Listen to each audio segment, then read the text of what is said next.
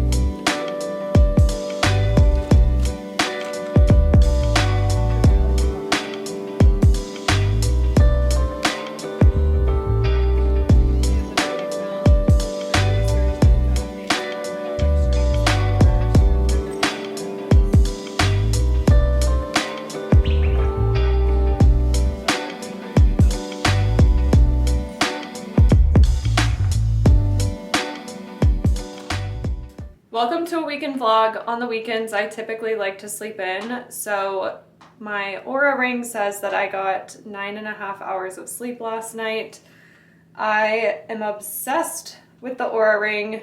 It helps so much, just like prioritize sleep and recovery, but it also tracks workouts as well. And it looks super cute, thin, and yeah, not like wearing a clunky watch. So love the Oura ring, but I usually sleep in on the weekends, and then I'm gonna go to the gym and work out and do some legs with my boyfriend Sam. So that's what we're gonna do today. I ate 30 grams of protein for breakfast, coffee after, and then I had my supplements. So typical morning routine, same thing on the weekends. My outfit of the day, Free People sports bra, Free People leggings, and then my shoes are the On Clouds. I don't know what kind they are, but super comfortable. And then I'm gonna wear my little Free People fleece. On the weekends, it's usually pretty chill. Just like to hang out, move my body, and then get ready for the week. During the week, I'm so busy and just running around. So it's nice on the weekends to be able to like catch up, prep, plan ahead. So that's what we're gonna do today because the Chiefs play tomorrow. So I assume we'll be pretty busy just watching them. But that's what I like to do on the weekends. And I also like to do a little bit of work because I'm crazy and my to-do list is so long. So try to just do as much as I can when I don't have a lot going on the weekends. So let's go to the gym, do some legs, and then we can hang out for the rest of the day.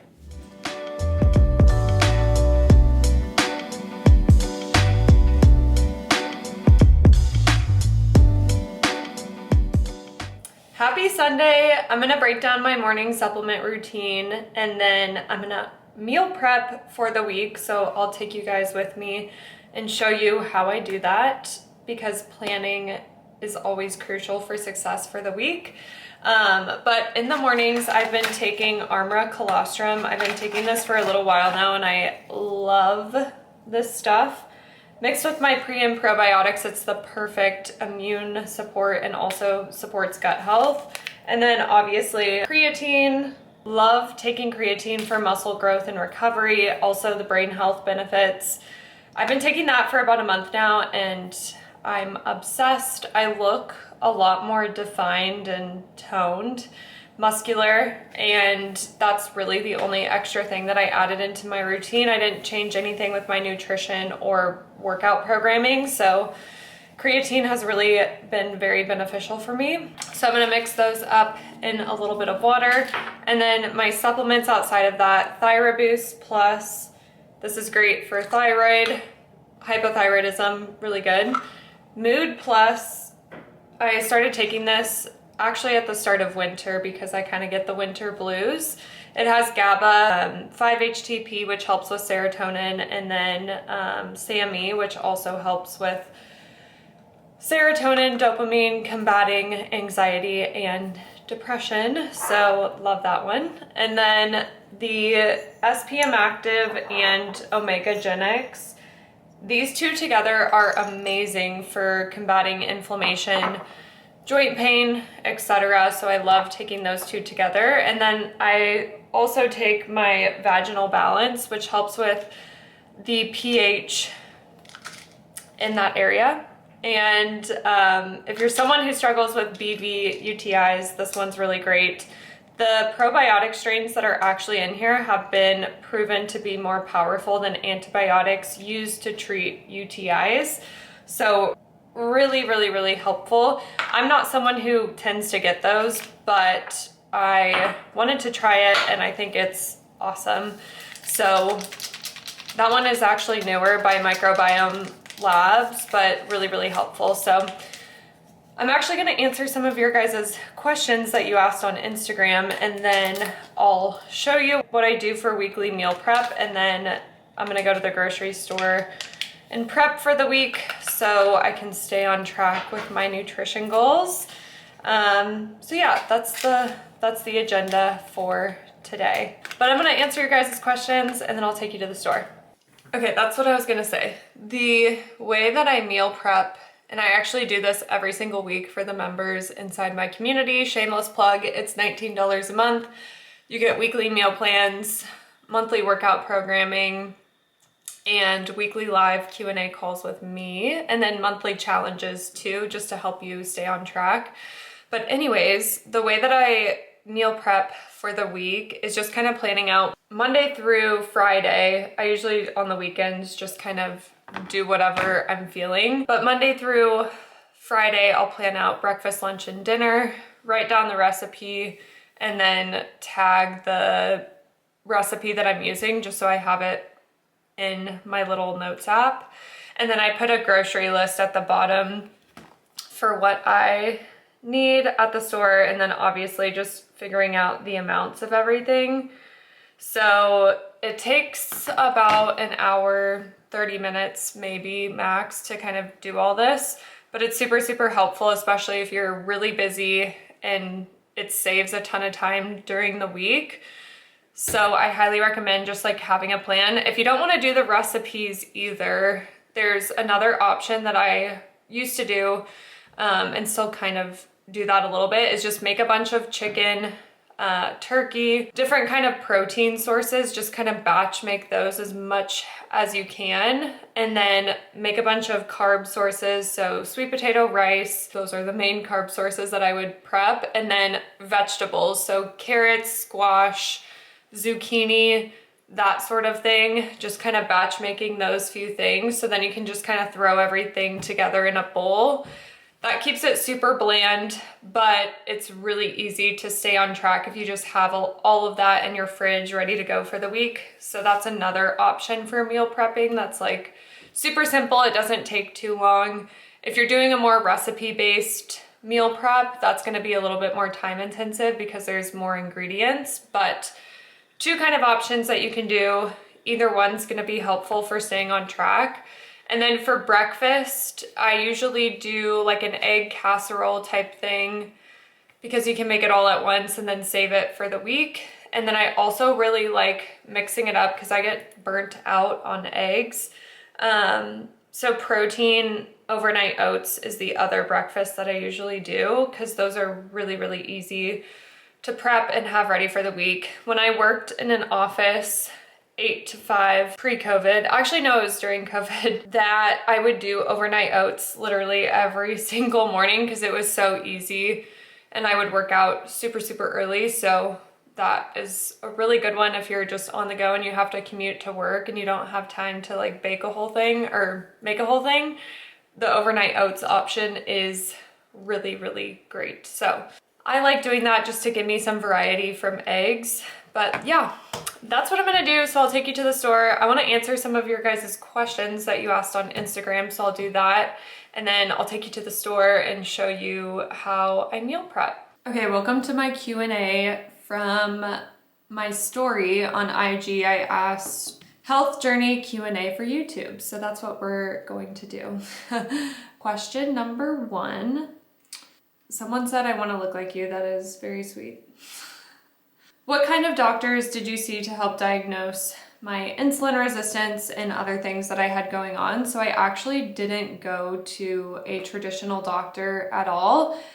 My experience with Western medicine, and if I would have kept going to Western medicine to try to get answers, it would have been more or less of everything looks normal, you just need to work out more, eat less, which I knew was not right. So I started working with a functional health coach, did all the intensive testing and found out all the things that I was struggling with: insulin resistance, PCOS, high cortisol, SIBO, leaky gut, a slew of other things. So yeah, I did not go to a traditional doctor. I worked with a functional health coach similar to what I do now. We can't diagnose, but we can obviously interpret labs and draw conclusions to what's going on. How long did it take to reverse diet? What macros do you hit now? So I did a reverse diet for probably about 3 to 6 months. I really had to feed my body up from chronic dieting. And so I did that for 3 to 6 months. And then I did some other nutritional strategies like carb cycling, a little bit of keto, fasting, to work on body composition. But now I'm at about 1900 to 2000 calories, and my macro split is a 30-40-30. So 30% protein, 40% carb, 30% fat, which is very standard. So that's kind of where I maintain now. Okay, can you talk about carb cycling? So with carb cycling, it's really helpful for blood sugars, gut issues.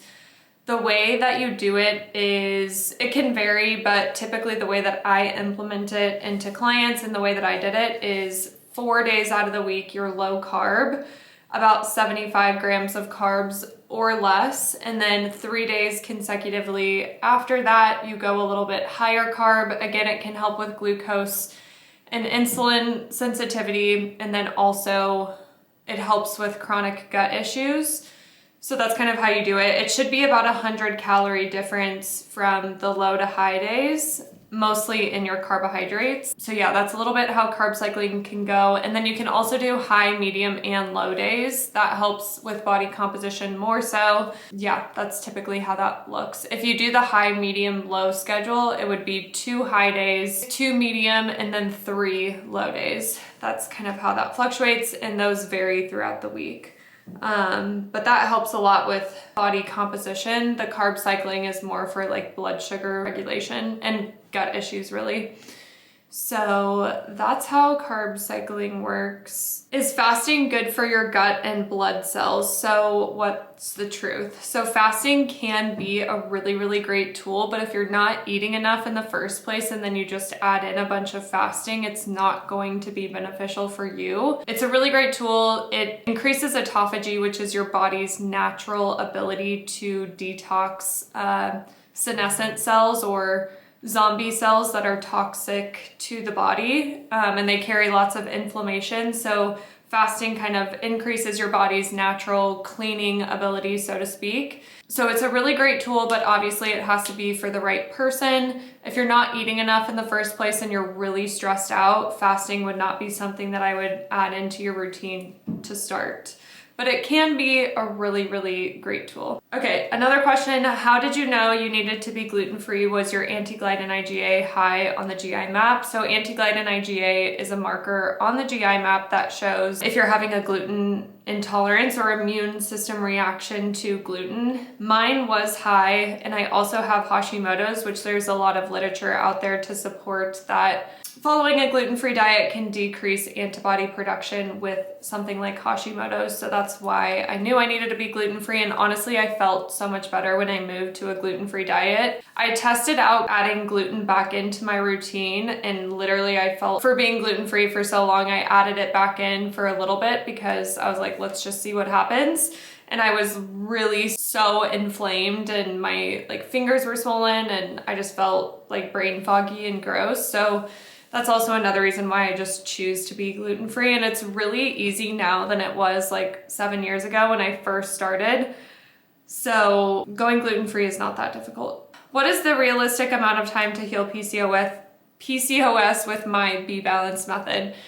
I would say that is going to vary person to person. There are so many factors when it comes to timeline on a healing journey. For me, it took probably 5 or 6 years because I literally had to go through so much trial and error.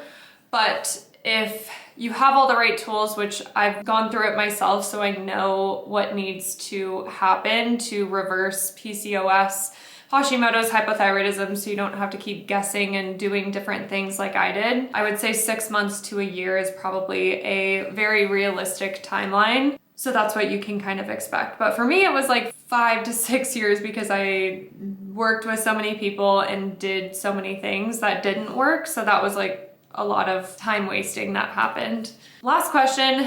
There's a lot of questions, but this is the last one that I'm gonna answer. Did you stop exercising initially on your journey and would you recommend it? So yes, I did, but it was really because I didn't have a cycle. My cortisol levels were through the roof and I was clearly overtraining. So it was really beneficial for me. And if someone is also doing the same coming in to work with me, we do have them take a period away from exercise, still walking, yoga, low impact movement, but it can be really beneficial if you are overtraining and it's causing your body to just be inflamed and stressed. And I felt so much better when I just slowed down for a while. Now I'm at the point where my body can handle it, but I also know how to balance recovery and rest with exercise. So it can be really helpful for some.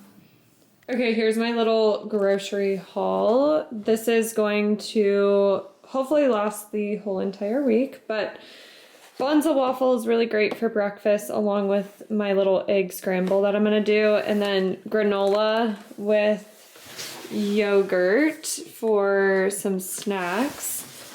Rice to meal prep. This is for the Chipotle honey chicken that I'm gonna prep for the week. Lettuce. I needed apple cider vinegar for one of the recipes. Same with coconut.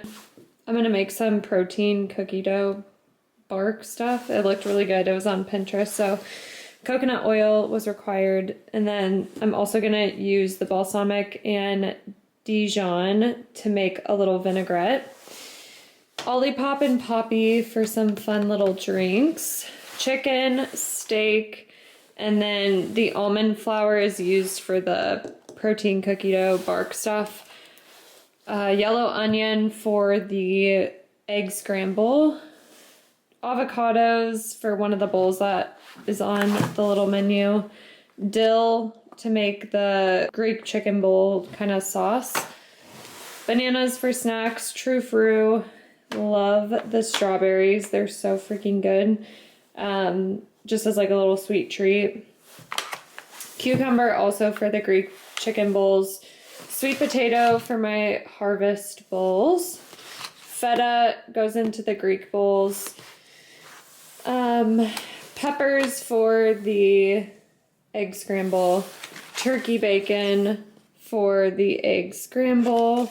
And then cottage cheese is what's used for the cookie dough bark. Tomatoes for one of the recipes. Red onion for the Greek chicken bowls. I got some apples for snacks. And then lemon goes on the lemon Greek chicken bowls. So that's pretty much everything for the week. I also have in my fridge the there's this like little local meat market that we went to, and we got a bunch of chicken and some other steak, and then I had egg whites and a bunch of eggs already, so I didn't have to get those. That is everything that I went and got at the store.